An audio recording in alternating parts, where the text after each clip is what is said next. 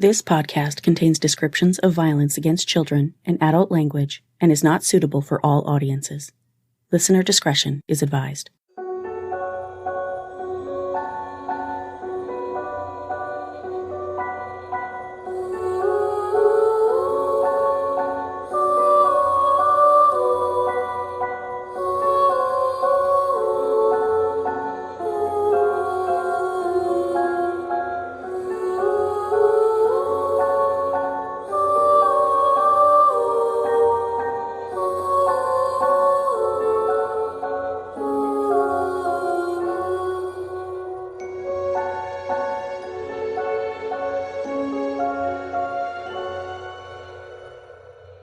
Hi everyone, and welcome to Suffer the Little Children, the true crime podcast giving voices back to the victims of child abuse and shining a harsh spotlight on the parents, guardians, and caretakers who silenced them. I'm your host, Lane, and this is episode 103, Heaven Watkins, Part 1. When 11-year-old Heaven Watkins was found dead in her family's Virginia home on May 18, 2018, her mother, Latoya Smith, and the woman's live-in boyfriend, Demont Harris, told neighbors the little girl with autism and cerebral palsy had died from natural causes. In truth, Heaven's death was anything but natural. Latoya and Demont were charged with murder, accused of beating Heaven so severely that her small intestine ruptured. This is the story of a little girl well known to the child protection system in her home state of Minnesota who completely fell off the radar when her family moved to Virginia. It's also the story of a child whose completely preventable death has paved the way for more vigorous child protection laws in Virginia and, with any luck, nationwide in the near future. In my next episode, you'll hear my conversation with Heaven's aunt and kinship caregiver, Dr. Sheronda Orridge, an incredibly accomplished woman who has never stopped fighting for her special niece. This is part 1 of the tragic story of Heaven Watkins. Before I jump in, I'd like to thank my newest patrons, Susie A. from Bullsbrook, West Australia, Robin L. from Mesa, Arizona, Lindsay L. from Rogersville, Missouri, Erica W. from Orlando, Florida, Patrick from Germany, and from South Park, thank you to Gemma, LaDonna N., Chandria T., Carla B., Megan, and Essence L. I see you, my friend. Thank you all so much for your support and for helping me get closer to my goal of devoting myself to the podcast on a full-time, permanent basis. If you'd like to make a pledge, you can visit patreon.com/stlcpod. A huge thank you this week goes out to Kimberly Flower on YouTube, whose channel I'll link in the show notes for this episode. Kim reached out to me a couple weeks ago and recommended I cover Heaven's case, which she'd recently made a video about. As soon as I started looking into Heaven's story, there was no turning back. This little girl deserves to have her story heard, and I'm honored to help amplify Heaven's beautiful voice.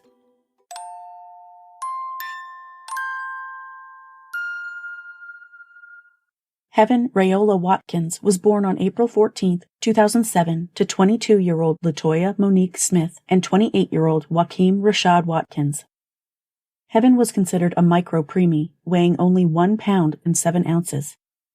She also suffered from a brain hemorrhage as well as hydrocephalus, also known as water on the brain, which resulted in a shunt being placed to allow the fluid to drain. Despite being given a less than 10% chance of survival, Heaven was a fighter, spending her first 3.5 months in the neonatal intensive care unit before finally being released. Later on, Heaven was diagnosed with cerebral palsy, chronic lung disease, and autism. Heaven was Latoya's second child, following a son from an earlier relationship. After Heaven came along, 2 more daughters were born to Latoya and Joaquim, who lived in the St. Paul area of Minnesota. Latoya is an interesting person, to put it delicately. Her Facebook page is filled with endless mirror selfies in a variety of tight, flamboyant outfits and wigs of varying colors and styles, which she reportedly wore due to a medical condition that prevented her from growing hair. After her mother, Eddie Dolores Smith, died unexpectedly in 2017, a great many of Latoya's posts centered around how much she missed her mother, and it was clear Dolores's death had a profound effect on Latoya. Over the years, Latoya posted a great number of photos of her 2 younger daughters and several of her son, but one thing that stands out is how few photos Latoya posted of Heaven. There were more artful photos of alcoholic beverages than snapshots of her oldest daughter. I think she posted more photos of Heaven in the day following her death than she had in all the years of public posts prior to that. It was obvious to anyone who looked at Latoya's Facebook, and even more obvious to those close to the family, that Heaven was treated very differently from her non-disabled siblings. And as we know from past cases, children with special needs tend to be abused at a much higher rate. Allegations of abuse in the household began swirling when Heaven was 5 years old. On September 22, 2012, Latoya called 911 to report that after a verbal argument at their home on Edmond Avenue in St. Paul, her boyfriend, Joaquim, had punched her in the mouth. During the call, the line disconnected. When police spoke with Latoya, she told them that while she called 911 on her cell phone, Joaquim grabbed her phone out of her hand, hung up on the dispatcher, and threw the cell phone somewhere in the living room. For this incident, a temporary restraining order was placed on Joaquim, who was initially charged with interference with a 911 call, a gross misdemeanor, and domestic assault, intentionally inflicting or attempting to inflict bodily harm, a misdemeanor. While that case was ongoing, a teacher reported seeing Heaven at school with an unexplained bruise on her face on October 25, 2012, after which she missed school the following day. As a result, on October 26th, St. Paul police officers visited the Edmond Avenue home for a welfare check on a special needs child. Police located Joaquim in the family home in violation of the restraining order and took him into custody without incident. According to the probable cause affidavit in the case, Heaven was removed from the home, medically assessed at Children's, and then placed in a shelter. It's unclear how long Heaven was actually out of the family home. Heaven Watkins was charged with violating a restraining order, another misdemeanor. After pleading guilty to that charge, he was sentenced to 90 days in the Ramsey County Correctional Facility with 74 days suspended, and he was required to attend domestic abuse counseling and to comply with the directives of Child Protective Services, specifically in regard to a special needs child. The other charges were dropped, and the restraining order itself was canceled in January of 2013.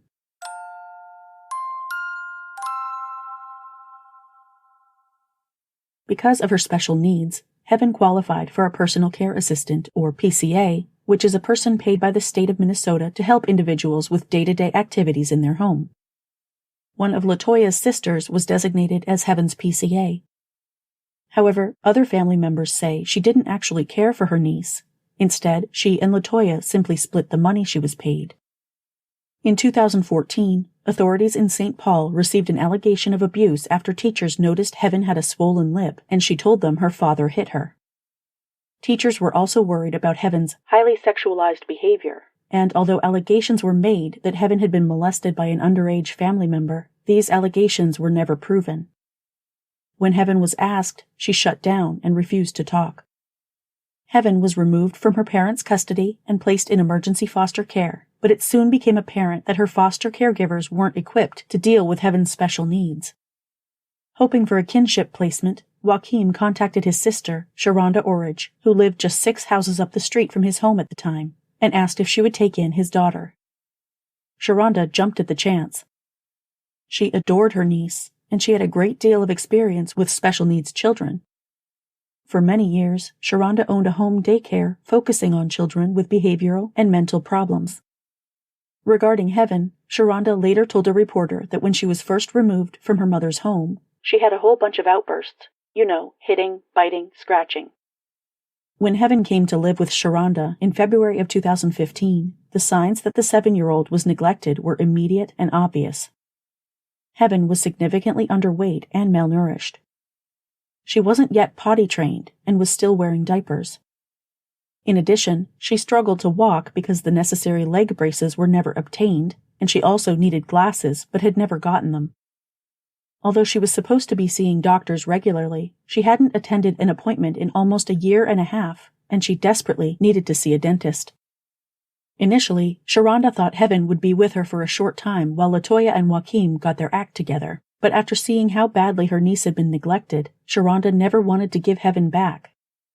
The kinship placement ended up lasting for a year and a half, during which the extended family pitched in to help Heaven get the care she needed, including glasses, leg braces, and physical and occupational therapy, among others. They also potty-trained Heaven and taught her to walk, so she no longer required a wheelchair or diapers. A month after Heaven was placed with her aunt, her siblings were also removed from their home. Heaven's 2 younger sisters were also placed in their Aunt Sheronda's home. Because she was not a blood relative of the girl's older brother, he was placed in the home of one of Latoya's sisters. Around the same time, Joaquim and Latoya broke up, and he left the family home, not leaving a forwarding address. While Heaven lived with her aunt, Sheronda's daughter, Heaven Watkins, took over as Heaven's personal care assistant, treating Heaven as she would her own daughter. Heaven was responsible for a lot of Heaven's progress. Sheronda said, "If you pay attention to Heaven and you talk to Heaven, Heaven was very teachable. All it took was patience." Although Heaven was also taken to speech therapy for a short time, the therapist didn't feel it was necessary for her. Heaven was such a well-spoken and outgoing little girl that at school she won the Best Storyteller Award. In Minnesota, as in many states, the goal of CPS is almost always family reunification. A report by Heaven's guardian ad litem stated that Latoya had made significant improvements. Sheronda had strong doubts about this, knowing Heaven had never received proper care under her parents' roof, so she began doing any and everything she could to protect her niece from being sent back to what was clearly a neglectful home. She wrote dozens of letters and emails to local and state authorities, caseworkers, supervisors, the county commissioner, and anyone else she thought could help prevent Heaven from being placed back in Latoya's care. Sheronda joined a parent leadership group that works with CPS. She did a Board of Commissions training so she could get on different boards to form and shape policies for children. One of the letters she wrote read, "Is it going to take one of the children getting hurt before something is truly done?" Another, written to the family court judge, said, "They are pushing for reunification because that is the goal. I thought the best interest of the child was the goal." If you've listened to this podcast for any length of time, this may sound hauntingly familiar. It's an all-too-common refrain running throughout all too many cases. You may remember Tammy Risen, the grandmother of 4-year-old Avery Lee Hobbs, whose story I told in episodes 47 and 48. Tammy actually wrote a book called In the Best Interest of a Child about her experiences with CPS and the family court system while trying to save her granddaughter's life. Unfortunately, her attempts were thwarted, just like Sheronda's were, with the same tragic result. A Ramsey County Department of Social Services spokesman said in a statement after Heaven's death, "In Minnesota, counties are required by law to work toward family reunification in child protection cases unless specifically accepted by statute. When a parent is found to be compliant with Ramsey County child protection and court orders during the period their child is placed out of the home, a child must be returned to the parent's care."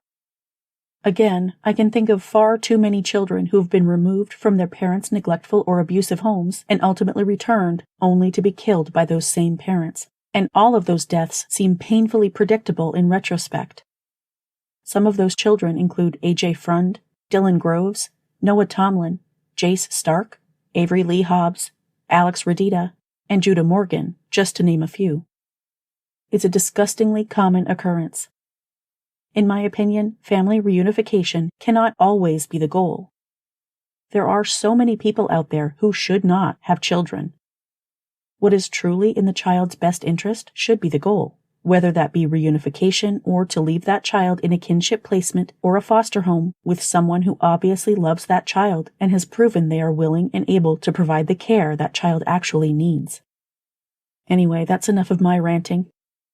In the summer of 2016, Heaven and her sisters were returned to their mother's home on a trial basis. By this time, Heaven's father, Joaquim, was no longer living in the home, so only Latoya was required to meet the CPS guidelines to have her children returned.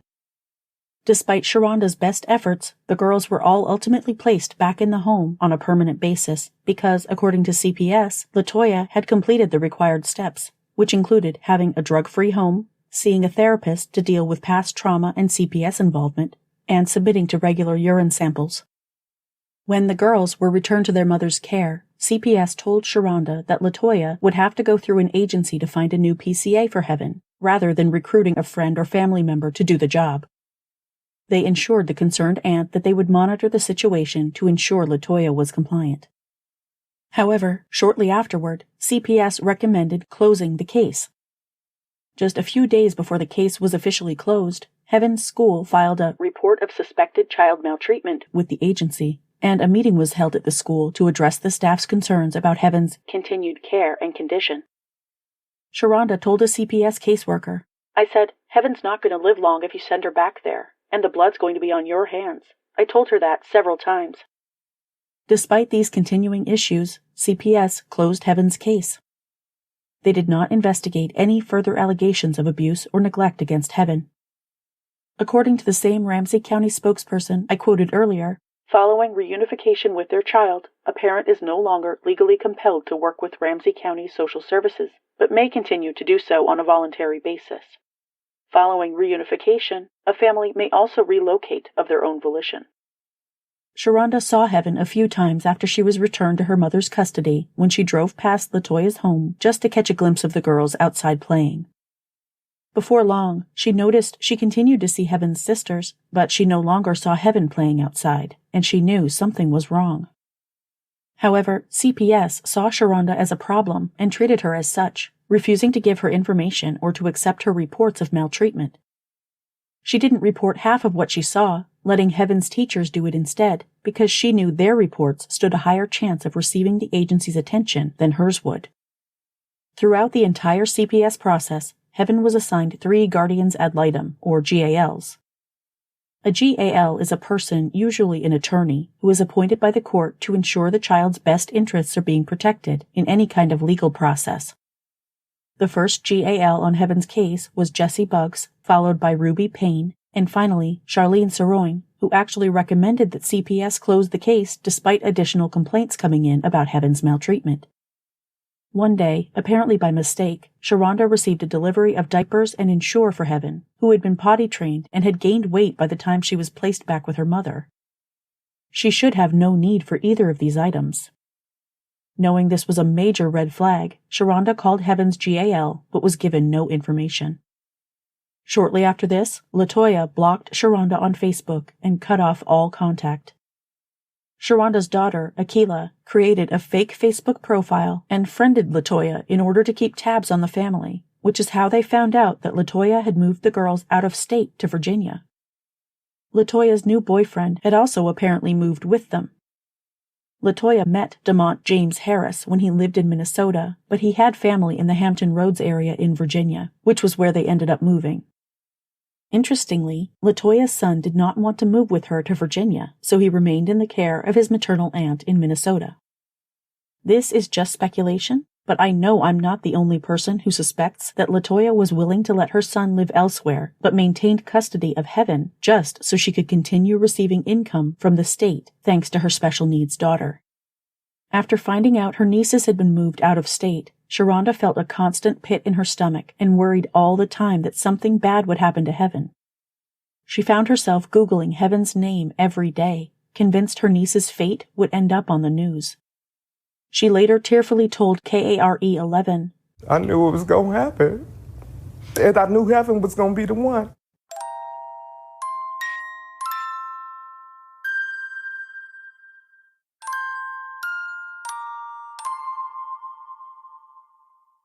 While in Virginia, Latoya's boyfriend, Demont, took over the role of Heaven's PCA, which, just like in Minnesota, is a person paid by the state to help a disabled person take care of day-to-day tasks.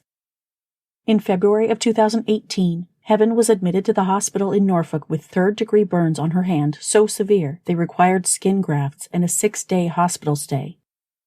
CPS in Norfolk opened an investigation into the incident. Latoya later said Demont made the entire family lie and say Heaven got the burns washing her hands in hot water. Even though Heaven had actually received the burns when Demont forced her hand into scalding water as a punishment, CPS bought the excuse, and no charges were pressed at the time. The CPS case was closed as unfounded. Sheronda believes that had the agency known about Heaven's previous contact with CPS in Minnesota, or if they had bothered to reach out to Minnesota CPS, they could have intervened and possibly saved her niece's life. They would have known she had a case. They would have known she was out of the home for 18 months. They would have known that, and I think that would have helped them to remove her quicker. On April 10, 2018, Latoya posted on Facebook that she was engaged to Demont. We now know that Latoya at the time was fully aware of the abuse her fiancé was doling out on her special needs daughter. In the early morning hours of Friday, May 18, 2018, Latoya Smith placed a 911 call, reporting an unresponsive 11-year-old.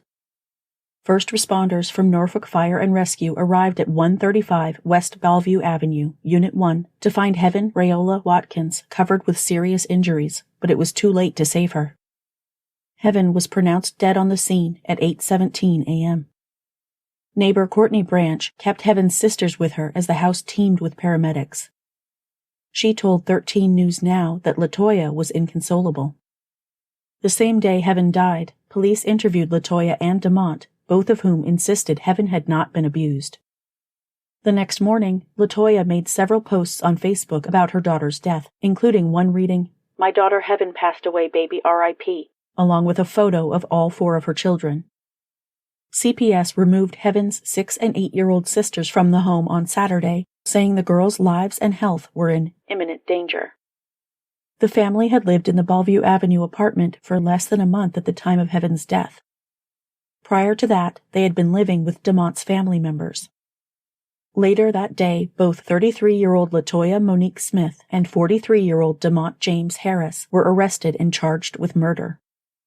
They were also charged at that time in the February incident that led to Heaven's hospitalization and skin grafts, which was deemed unfounded at the time by CPS, but re-examined after Heaven's death.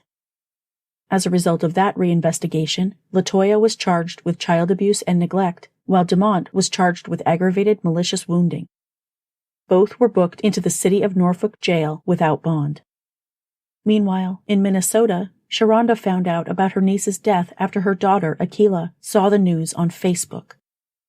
I can only imagine how traumatic that revelation was for the family.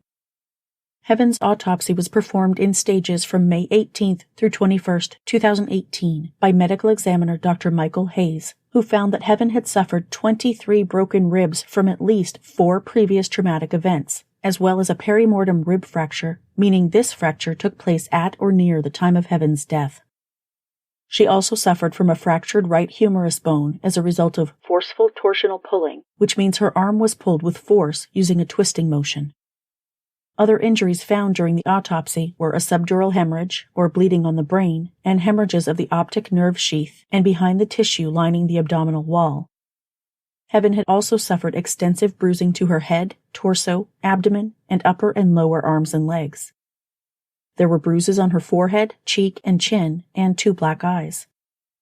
This helpless 11-year-old girl had been beaten so badly that her small intestine had ruptured. Heaven's death was ruled a homicide caused by lethal blunt force injuries to the head and torso. Forensic anthropologist Tal Simmons from the Virginia Commonwealth University wrote in his report that Heaven's case was a classic hallmark of child abuse. When Latoya and Demont initially faced a judge on the morning of May 21, 2018, Latoya was reportedly emotional upon entering the courtroom, wiping away tears as the judge spoke. Both were remanded into police custody at the conclusion of the hearing.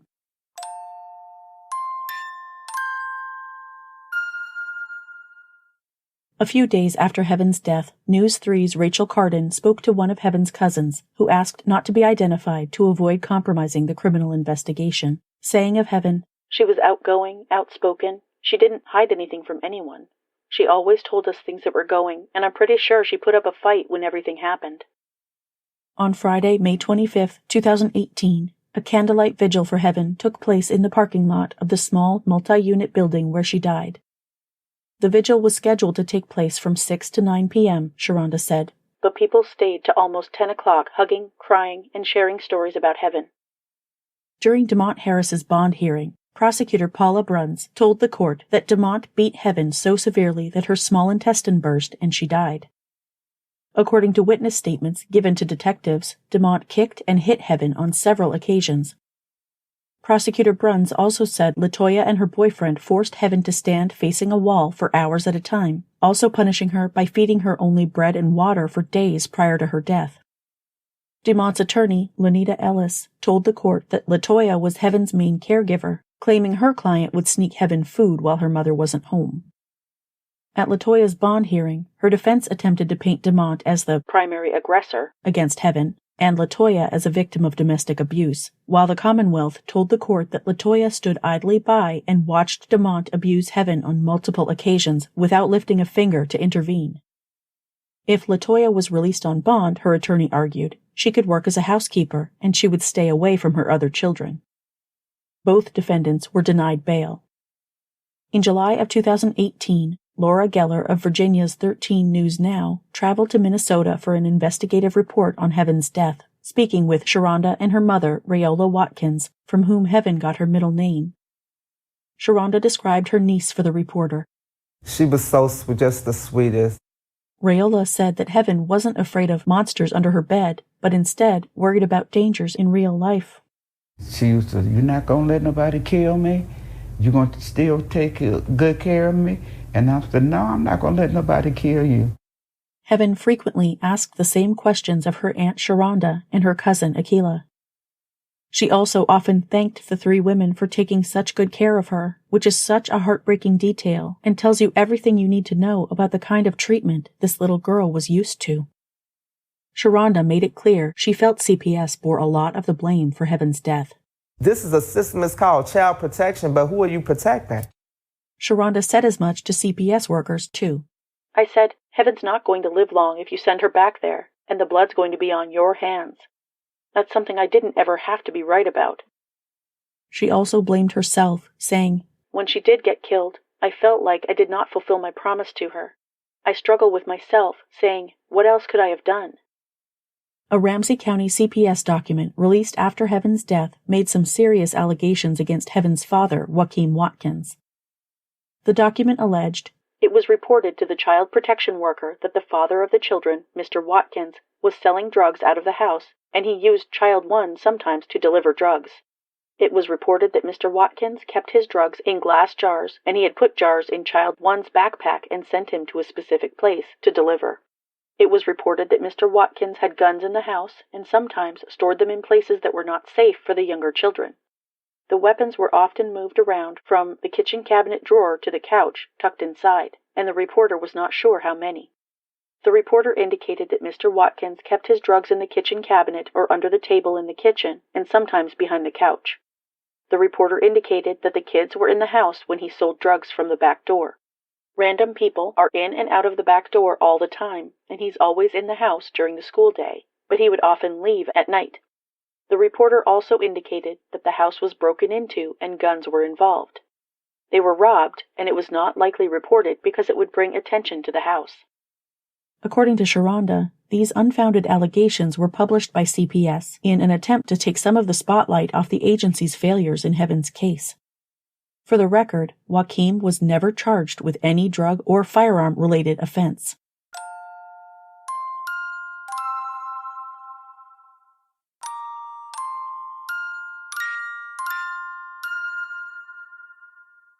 In September of 2018, prosecutors withdrew the murder charges against Latoya Smith and Demont Harris, charging the pair instead with felony homicide, which is defined by Virginia state law as an accidental killing that takes place during the commission of another felony, in this case, child abuse or neglect.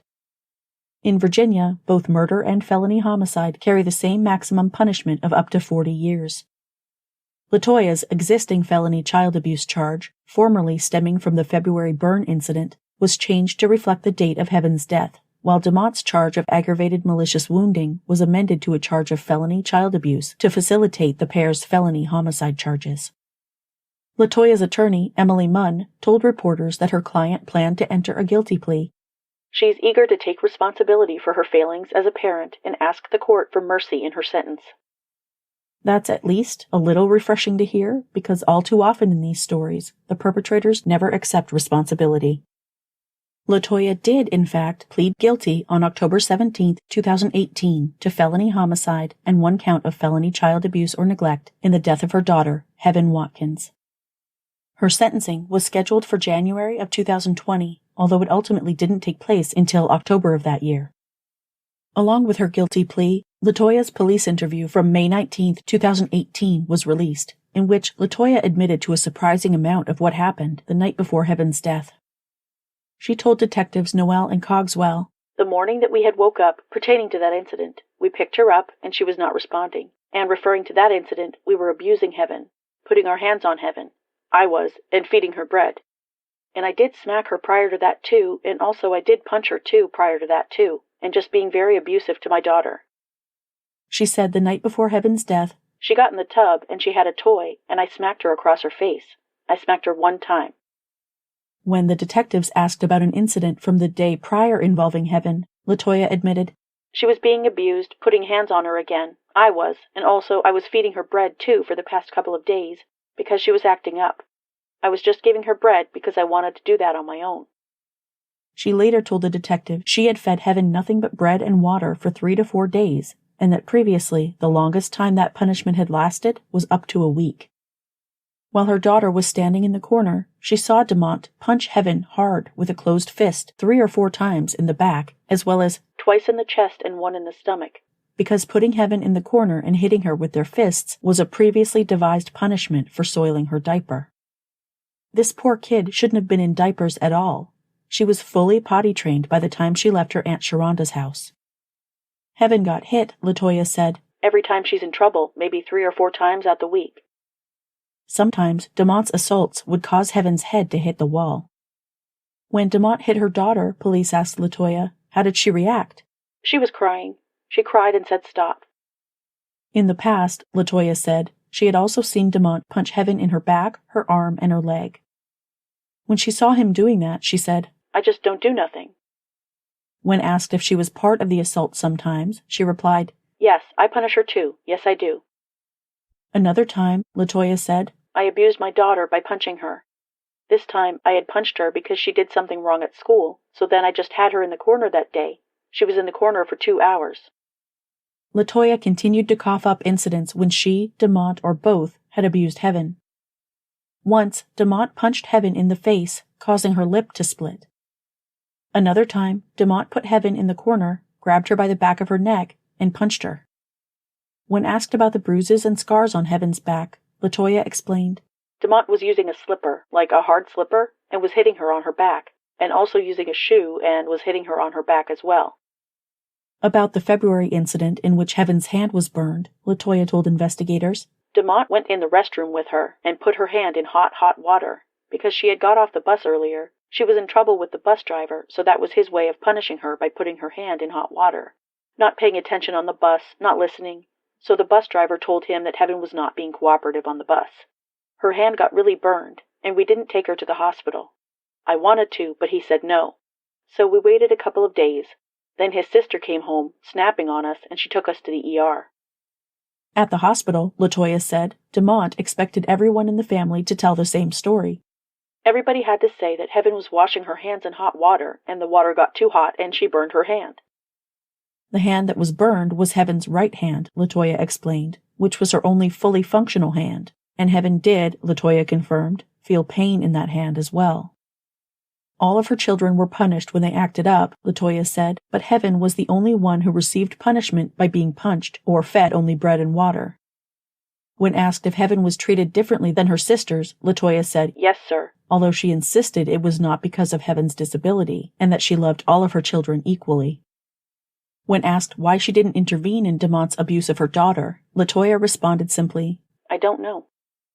On Wednesday, October 30th, 2019, Demont James Harris pleaded guilty to his charges of felony homicide and 2 counts of felony child abuse or neglect. He was sentenced to 60 years in the Virginia Department of Corrections, with 35 of those years suspended, which means he will serve only 25 in prison. Latoya's sentencing hearing finally took place on October 7th, 2020. Reportedly, she sobbed loudly at times throughout the hearing. She told the judge she thought about Heaven day and night and wished she could get her daughter back and that she had done more the night Heaven died rather than going to sleep. By the conclusion of the hearing, Latoya was sentenced to 50 years in prison with 20 years suspended, meaning she will only spend 30 years behind bars. 37-year-old Latoya Monique Smith, Virginia Department of Corrections inmate number 1961829, is currently serving her sentence in the Fluvanna Correctional Center in Troy, Virginia. Her release date is listed as July 5, 2044. Demont James Harris Virginia Department of Corrections inmate number 1962036 is housed in the Green Rock Correctional Center in Chatham, Virginia. His release date is set as February 23, 2040. One silver lining from Heaven's story was the passage of a statewide child protection law in Virginia.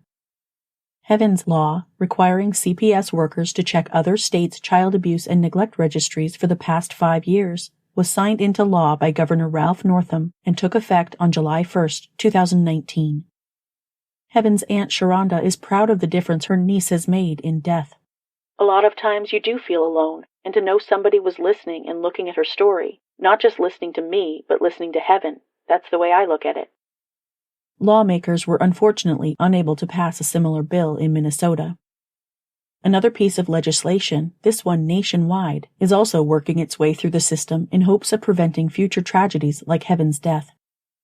Virginia Congressman Bobby Scott introduced legislation called the Stronger Child Abuse Prevention and Treatment Act, which would not only strengthen the existing Child Abuse Prevention and Treatment Act, but would also require states to share their child protection databases with other states through the creation of a national system called the National Interstate Data Exchange System. Representative Scott spoke at a congressional hearing in May of 2019, saying, "The bill will also allow states to easily and quickly securely share data about families who have come into contact with CPS, empowering caseworkers to make better informed decisions that could prevent difficult circumstances from becoming catastrophic. Had this data exchange system been in place last year, it is likely that we would have prevented the tragic death of Heaven Watkins, an 11-year-old girl who died last year as a result of child abuse. Heaven's parents had a known history of child abuse in Minnesota, but authorities in Virginia did not recognize the need for immediate intervention because they were not aware of this history. By breaking down barriers to information, we can prevent children like Heaven from slipping through the cracks." Critics of the legislation say the classification of child abuse incidents is different from state to state, so it would be hard to compare and contrast data from one state to another. Many times I've talked about cases in which parents moved to avoid CPS involvement. An interstate child protection database could potentially save a lot of children's lives.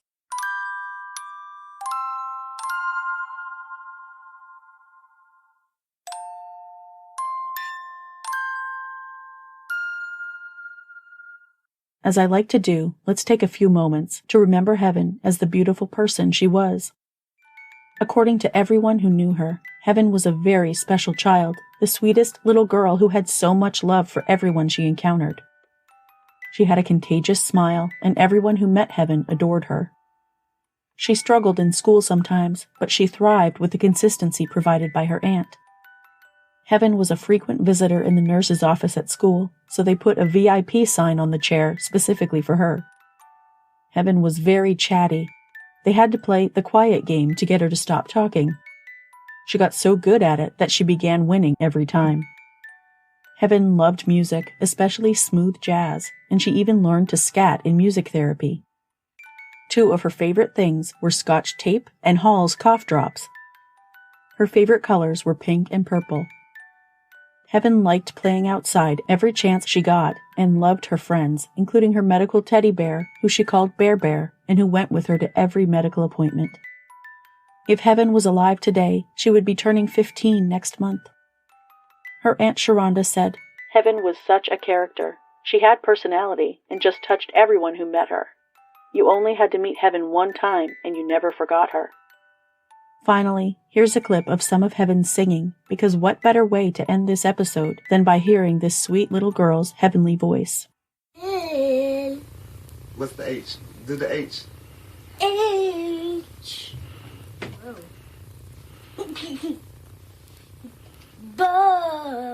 Ba. Heaven. Huh? Do the H again. Ba. H. Whoa.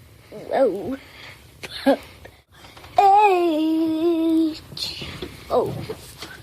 H. Remember that. Heaven. Go ha.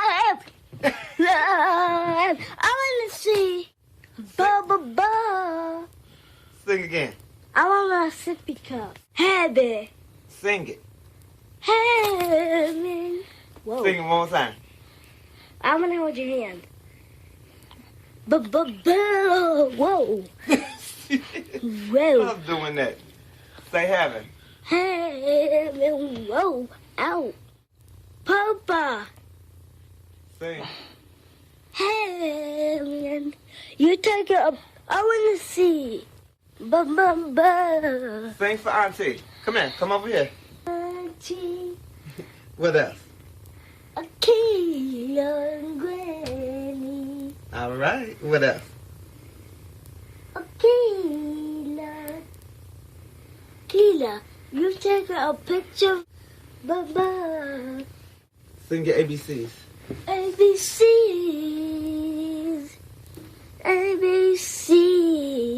ABCs. Do it again. ABCs. I wanna see. Ba. ABC. ABCs. ABC. ABC. ABC. D, D. E, F, G, G. E. F. G. N. H, H. I, I. J. J. K, K. L, N. L. P. I wanna see. Sleep in peace, Heaven. We will always remember you. My sources for this episode were Kimberly Flower on YouTube, Dr. Sheronda Orridge, Court Documents, 13 News Now, KARE 11 Investigates, 3 WTKR, The Virginian Pilot, WUSA 9, the Virginia Commonwealth University website, LinkedIn, and the Virginia Department of Corrections website. That's it for this week. Join me next week for part 2 of Heaven's story. If you like the show, please follow or subscribe to Suffer the Little Children on Apple Podcasts, Google Podcasts, YouTube, Spotify, Spreaker, Pandora, iHeartRadio, Stitcher, or your favorite podcast listening app. And please leave me a 5-star rating and a positive review on your favorite podcast platform. Visit the website at sufferthelittlechildrenpod.com, where you can listen to episodes or become a patron for rewards ranging from a shout-out by name on the show to bonus content and exclusive gifts. Follow the podcast on Facebook, Instagram, Tumblr, and Pinterest at Suffer the Little Children Pod, and on Twitter and TikTok at STLCpod. View photos related to today's episode on Facebook and Instagram. For more stories like the one you heard today, visit sufferthelittlechildrenblog.com. This podcast is researched, written, hosted, edited, and produced by Lane. All music for the show is licensed from audiojungle.net. Email tips, comments, questions, or case suggestions to sufferthelittlechildren.pod@gmail.com. For more information about preventing or reporting child abuse, visit childhelp.org or call your area's child abuse hotline. If you see something, say something. Until next week, bye everyone.